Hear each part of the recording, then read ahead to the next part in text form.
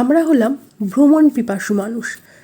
যখন তখন যেখানে সেখানে ঘুরতে যেতে আমাদের ভীষণ ভালো লাগে। আমাদের ঘুরতে যাওয়ার জন্যে আগে থেকে কোনো প্ল্যান প্রোগ্রাম করার থাকে না। ওই যে বলে না, উঠলো বাই তো কটক যাই। হ্যাঁ, আমরা হচ্ছি সেই উঠলো বাই তো কটক যাই সেই টাইপেরই মানুষ। তো সেই দিন দেখো হঠাৎ করে রাত্রে ঠিক হলো পরের দিন কোথাও একটা ঘুরতে যাব। কোথাও একটা ঘুরতে যেতে ইচ্ছে করছে, মন চাইছে। কোথায় যাব ভাবতে ভাবতেই রাত্রেই প্রোগ্রাম করলাম। ইউটিউবে বেশ কিছু ভিডিও দেখলাম কালনার এই 108 শিব মন্দিরের।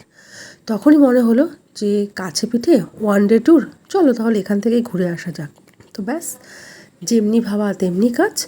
সকাল সকাল ঘুম থেকে উঠে ঘরের কাজকর্ম সেরে পুজো আশ্রা স্নান সমস্ত কিছু সেরেই বেরিয়ে পড়লাম অম্বিকা কালনার উদ্দেশ্যে। আর সেখানে গিয়ে শুধু 108 শিব মন্দির নয়, রীতিমতন টোটো রিজার্ভ করে প্রায় 10টা জায়গা ঘুরেছি, 10টা মন্দির ঘুরেছি।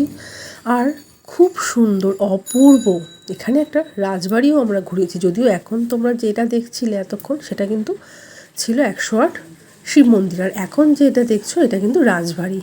হ্যাঁ, কালনা রাজবাড়ি। এত সুন্দর দৃশ্য কি বলবো, অপরূপ সৌন্দর্য। এছাড়াও আরও বেশ কিছু মন্দির আমরা ঘুরেছি, তবে সব মন্দিরের ভিতরে না ভিডিও করাটা অ্যালাউ নয়, সেই জন্য ভিডিও করতে পারিনি। যতটুকু পেরেছি ততটুকু করেছি। যেখানে অ্যালাউ ছিল ভিডিও করার শুধুমাত্র সেই জায়গাগুলোতেই করতে পেরেছি, আর বাকি কোথাও ভিডিও করতে পারিনি।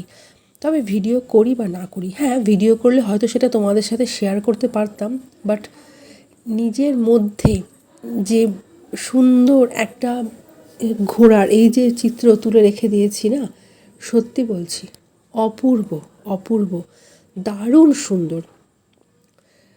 একটা কথা কি জানো তো, ঘুরতে আমরা ভীষণ ভালোবাসি। আর আমরা 3জন মানুষই প্রায় এক। আমাদের না মানে খেতে একটু কম দিলেও চলবে, কিন্তু ঘোরাটা আমাদের কাছে অক্সিজেন মতো। মানে ঘোরা ছাড়া আমরা বাঁচবো না, সেটা যেখানেই হোক। খুব দূরে দূরে যে যেতে হবে এমন কোনো ব্যাপার নয়, আমরা কাছে পিঠে ঘুরেও আমরা সেখান থেকেও আমরা শান্তি খুঁজে নিতে পারি। ভীষণ ভালো লাগে, ভীষণ। তোমরা দেখো না ভিডিওগুলো, এই যে তোমরা দেখছো, তোমাদের কেমন লাগছে বলো? ভিউগুলো সুন্দর না? তাহলে বলো সামনে থেকে ভিউগুলো আরও কত সুন্দর। এত সুন্দর একটা অভিজ্ঞতা তোমাদের সাথে শেয়ার করলাম, তোমরা ভিডিওগুলো দেখতে থাকো।